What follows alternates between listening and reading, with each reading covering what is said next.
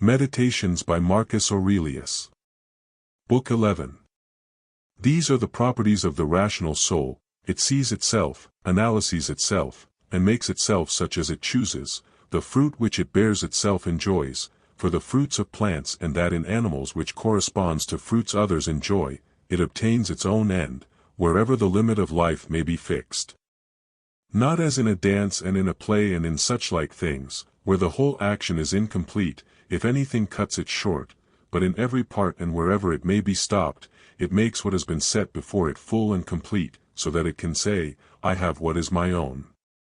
And further it traverses the whole universe, and the surrounding vacuum, and surveys its form, and it extends itself into the infinity of time, and embraces and comprehends the periodical renovation of all things, and it comprehends that those who come after us will see nothing new, nor have those before us seen anything more, but in a manner he who is 40 years old, if he has any understanding at all, has seen by virtue of the uniformity that prevails all things which have been and all that will be. This too is a property of the rational soul: love of one's neighbor, and truth and modesty, and to value nothing more than itself, which is also the property of law. Thus then right reason differs not at all from the reason of justice. Thou wilt set little value on pleasing song and dancing and the pancratium, if thou wilt distribute the melody of the voice into its several sounds, and ask thyself as to each, if thou art mastered by this, for thou wilt be prevented by shame from confessing it. And in the matter of dancing, if at each movement and attitude thou wilt do the same, and the like also in the matter of the pancratium. In all things, then, except virtue and the acts of virtue, remember to apply thyself to their several parts, and by this division to come to value them little, and apply this rule also to thy whole life. What a soul that is which is ready, if at any moment it must be separated from the body, and ready either to be extinguished or dispersed or continue to exist, but so that this readiness comes from a man's own judgment, not from mere obstinacy, as with the Christians, but considerately and with dignity and in a way to persuade another, without tragic show. Have I done something for the general interest? Well then I have had my reward. Let this always be present to thy mind, and never stop doing such good. What is thy art? To be good. And how is this accomplished well except by general principles, some about the nature of the universe, and others about the proper constitution of man?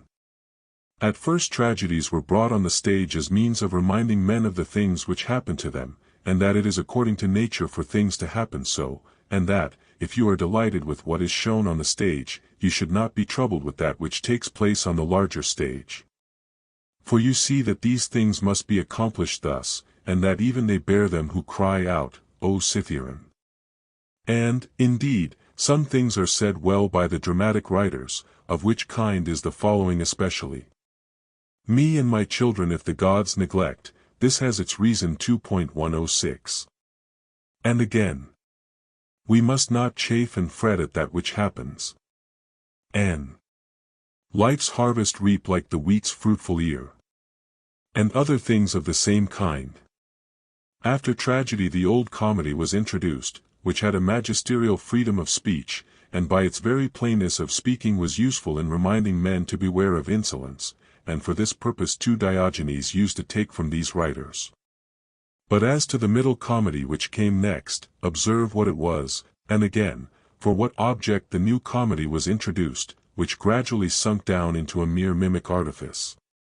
That some good things are said even by these writers, everybody knows, but the whole plan of such poetry and dramaturgy, to what end does it look? How plain does it appear that there is not another condition of life so well suited for philosophizing as this in which thou now happenest to be. A branch cut off from the adjacent branch must of necessity be cut off from the whole tree also. So too a man when he is separated from another man has fallen off from the whole social community. Now as to a branch, another cuts it off, but a man by his own act separates himself from his neighbor when he hates him and turns away from him, and he does not know that he has at the same time cut himself off from the whole social system. Yet he has this privilege certainly from Zeus who framed society, for it is in our power to grow again to that which is near to us, and be to come a part which helps to make up the whole. However, if it often happens, this kind of separation, it makes it difficult for that which detaches itself to be brought to unity and to be restored to its former condition.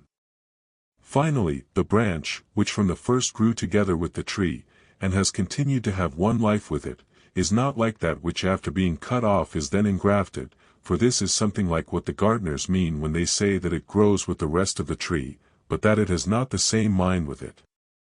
As those who try to stand in thy way when thou art proceeding according to right reason, will not be able to turn thee aside from thy proper action, so neither let them drive thee from thy benevolent feelings towards them, but be on thy guard equally in both matters, not only in the matter of steady judgment and action, but also in the matter of gentleness towards those who try to hinder or otherwise trouble thee. For this also is a weakness, to be vexed at them, as well as to be diverted from thy course of action and to give way through fear, for both are equally deserters from their post, the man who does it through fear, and the man who is alienated from him who is by nature a kinsman and a friend. There is no nature which is inferior to art, for the arts imitate the nature of things. But if this is so, that nature which is the most perfect and the most comprehensive of all natures, cannot fall short of the skill of art. Now all arts do the inferior things for the sake of the superior, therefore the universal nature does so too. And, indeed, hence is the origin of justice, and in justice the other virtues have their foundation, for justice will not be observed, if we either care for middle things, things indifferent, or are easily deceived and careless and changeable. If the things do not come to thee, the pursuits and avoidances of which disturb thee, still in a manner thou goest to them. Let then thy judgment about them be at rest, and they will remain quiet, and thou wilt not be seen either pursuing or avoiding. The spherical form of the soul maintains its figure, when it is neither extended towards any object, nor contracted inwards, nor dispersed nor sinks down, but is illuminated by light, by which it sees the truth of all things and the truth that is in itself. Suppose any man shall despise me. Let him look to that himself. But I will look to this, that I be not discovered doing or saying anything deserving of contempt. Shall any man hate me? Let him look to it. But I will be mild and benevolent towards every man, and ready to show even him his mistake, not reproachfully, nor yet as making a display of my endurance, but nobly and honestly, like the great Phocion, unless indeed he only assumed it. For the interior parts ought to be such, and a man ought to be seen by the gods neither dissatisfied with anything nor complaining. For what evil is it to thee, if thou art now doing what is agreeable to thy own nature, and art satisfied with that which at this moment is suitable to the nature of the universe, since thou art a human being placed at thy post in order that what is for the common advantage may be done in some way? Men despise one another and flatter one another, and men wish to raise themselves above one another, and crouch before one another. How unsound and insincere is he who says, I have determined to deal with thee in a fair way. What art thou doing, man? There is no occasion to give this notice. It will soon show itself by acts. The voice ought to be plainly written on the forehead. Such as a man's character is, he immediately shows it in his eyes, just as he who is beloved forthwith reads everything in the eyes of lovers. The man who is honest and good ought to be exactly like a man who smells strong, so that the bystander as soon as he comes near him must smell whether he choose or not. But the affectation of simplicity is like a crooked stick. Nothing is more disgraceful than a wolfish friendship, false friendship. Avoid this most of all. The good and simple and benevolent show all these things in the eyes, and there is no mistaking. As to living in the best way, this power is in the soul, if it be indifferent to things which are indifferent. And it will be indifferent, if it looks on each of these things separately and all together, and if it remembers that not one of them produces in us an opinion about itself, nor comes to us, but these things remain immovable, and it is we ourselves who produce the judgments about them, and, as we may say, write them in ourselves, it being in our power not to write them, and it being in our power, if perchance these judgments have imperceptibly got admission to our minds, to wipe them out, and if we remember also that such attention will only be for a short time, and then life will be at an end. Besides, what trouble is there at all in doing this? For if these things are according to nature, rejoice in them, and they will be easy to thee, but if contrary to nature, seek what is conformable to thy own nature, and strive towards this, even if it bring no reputation, for every man is allowed to seek his own good. Consider whence each thing is come, and of what it consists, and into what it changes, and what kind of a thing it will be when it has changed, and that it will sustain no harm. If any have offended against thee, consider first, what is my relation to men, and that we are made for one another, and in another respect, I was made to be set over them, as a ram over the flock or a bull over the herd. But examine the matter from first principles. From this, if all things are not mere atoms, it is nature which orders all things. If this is so, the inferior things exist for the sake of the superior, and these for the sake of one another. Second, consider what kind of men they are at table, in bed, and so forth, and particularly, under what compulsions in respect of opinions they are, and as to their acts, consider with what pride they do what they do.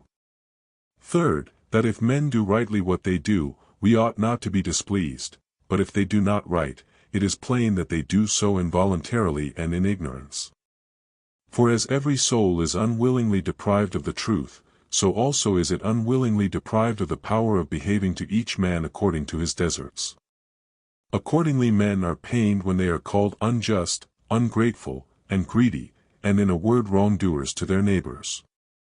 Fourth, consider that thou also doest many things wrong, and that thou art a man like others, and even if thou dost abstain from certain faults, still thou hast the disposition to commit them, though either through cowardice, or concern about reputation, or some such mean motive, thou dost abstain from such faults. Fifth, consider that thou dost not even understand whether men are doing wrong or not, for many things are done with a certain reference to circumstances. And in short, a man must learn a great deal to enable him to pass a correct judgment on another man's acts. Sixth, consider when thou art much vexed or grieved, that man's life is only a moment, and after a short time we are all laid out dead. Seventh, that it is not men's acts which disturb us, for those acts have their foundation in men's ruling principles, but it is our own opinions which disturb us. Take away these opinions then, and resolve to dismiss thy judgment about an act as if it were something grievous, and thy anger is gone. How then shall I take away these opinions? By reflecting that no wrongful act of another brings shame on thee, for unless that which is shameful is alone bad, thou also must of necessity do many things wrong, and become a robber and everything else. Eighth, consider how much more pain is brought on us by the anger and vexation caused by such acts than by the acts themselves, at which we are angry and vexed. Ninth, consider that a good disposition is invincible, if it be genuine, and not an affected smile and acting a part. For what will the most violent man do to thee, if thou continuest to be of a kind disposition towards him, and if, as opportunity offers, thou gently admonishest him and calmly correctest his errors at the very time when he is trying to do thee harm, saying, Not so, my child, we are constituted by nature for something else, I shall certainly not be injured, but thou art injuring thyself, my child. And show him with gentle tact and by general principles that this is so, and that even bees do not do as he does, nor any animals which are formed by nature to be gregarious. And thou must do this neither with any double meaning nor in the way of reproach, but affectionately and without any rancor in thy soul, and not as if thou wert lecturing him, nor yet that any bystander may admire, but either when he is alone, and if others are present. Remember these 9 rules, as if thou hadst received them as a gift from the Muses, and begin at last to be a man while thou livest. But thou must equally avoid flattering men and being vain at them, for both are unsocial and lead to harm.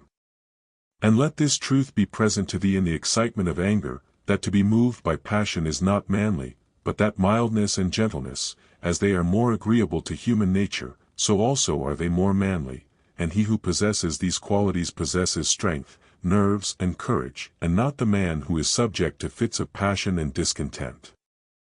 For in the same degree in which a man's mind is nearer to freedom from all passion, in the same degree also is it nearer to strength, and as the sense of pain is a characteristic of weakness, so also is anger. For he who yields to pain and he who yields to anger, both are wounded and both submit. But if thou wilt, receive also a 10th present from the leader of the Muses, Apollo, and it is this, that to expect bad men not to do wrong is madness, for he who expects this desires an impossibility. But to allow men to behave so to others, and to expect them not to do thee any wrong, is irrational and tyrannical. There are 4 principal aberrations of the superior faculty against which thou shouldst be constantly on thy guard, and when thou hast detected them, thou shouldst wipe them out and say on each occasion thus, this thought is not necessary, this tends to destroy social union, this which thou art going to say comes not from the real thoughts, for thou shouldst consider it among the most absurd of things for a man not to speak from his real thoughts. But the 4th is when thou shalt reproach thyself for anything, for this is an evidence of the diviner part within thee being overpowered and yielding to the less honorable and to the perishable part, the body, and to its gross pleasures. Thy aerial part and all the fiery parts which are mingled in thee, though by nature they have an upward tendency, still in obedience to the disposition of the universe they are overpowered here in the compound mass, the body. And also the whole of the earthy part in thee and the watery, though their tendency is downward, still are raised up and occupy a position which is not their natural one. In this manner then the elemental parts obey the universal, for when they have been fixed in any place perforce they remain there until again the universal shall sound the signal for dissolution. Is it not then strange that thy intelligent part only should be disobedient and discontented with its own place? And yet no force is imposed on it, but only those things which are conformable to its nature, still it does not submit, but is carried in the opposite direction. For the movement towards injustice and intemperance and to anger and grief and fear is nothing else than the act of one who deviates from nature. And also when the ruling faculty is discontented with anything that happens, then too it deserts its post, for it is constituted for piety and reverence towards the gods no less than for justice. For these qualities also are comprehended under the generic term of contentment with the constitution of things, and indeed they are prior to acts of justice. He who has not one and always the same object in life, cannot be one and the same all through his life. But what I have said is not enough, unless this also is added, what this object ought to be. For as there is not the same opinion about all the things which in some way or other are considered by the majority to be good, but only about some certain things, that is, things which concern the common interest, so also ought we to propose to ourselves an object which shall be of a common kind, social, and political. For he who directs all his own efforts to this object, will make all his acts alike, and thus will always be the same. Think of the country mouse and of the town mouse, and of the alarm and trepidation of the town mouse. Socrates used to call the opinions of the many by the name of lamii, bugbears to frighten children. The Lacedaemonians at their public spectacles used to set seats in the shade for strangers, but themselves sat down anywhere. Socrates excused himself to Perdiccas for not going to him, saying, "It is because I would not perish by the worst of all ends, that is, I would not receive a favor and then be unable to return it." In the writings of the Ephesians there was this precept, constantly to think of some one of the men of former times who practiced virtue. The Pythagoreans bid us in the morning look to the heavens that we may be reminded of those bodies which continually do the same things and in the same manner perform their work, and also be reminded of their purity and nudity. For there is no veil over a star. Consider what a man Socrates was when he dressed himself in a skin, after Xanthippe had taken his cloak and gone out, and what Socrates said to his friends who were ashamed of him and drew back from him when they saw him dressed thus. Neither in writing nor in reading wilt thou be able to lay down rules for others before thou shalt have first learned to obey rules thyself. Much more is this so in life. A slave thou art, free speech is not for thee. And my heart laughed within. Odyssey, 9, 4:13. And virtue they will curse, speaking harsh words. Hesiod, Works and Days, 184. To look for the fig in winter is a madman's act, such is he who looks for his child when it is no longer allowed. When a man kisses his child, said Epictetus, he should whisper to himself, "Tomorrow perchance thou wilt die." But those are words of bad omen. No word is a word of bad omen, said Epictetus, which expresses any work of nature, or if it is so, it is also a word of bad omen to speak of the ears of corn being reaped.